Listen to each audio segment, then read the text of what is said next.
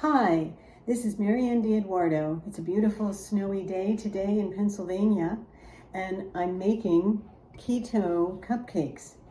I have keto icing, and the cupcakes are ready to be iced. So we take the cupcake gently out and just lay the icing right on top.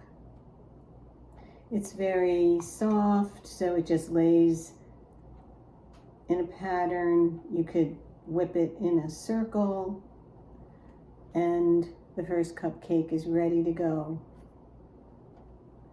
Keto has a low carb index. This recipe used 4 eggs and coconut flour and some apple cider vinegar. It's delicious. The cupcakes are very soft when they come out of the oven, and then they just become edible, ready to go.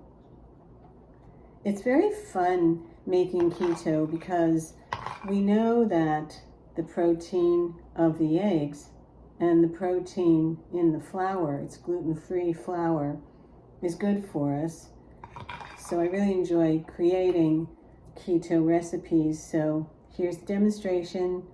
Lay the icing on top, and this is how it looks, right? Very pleasant.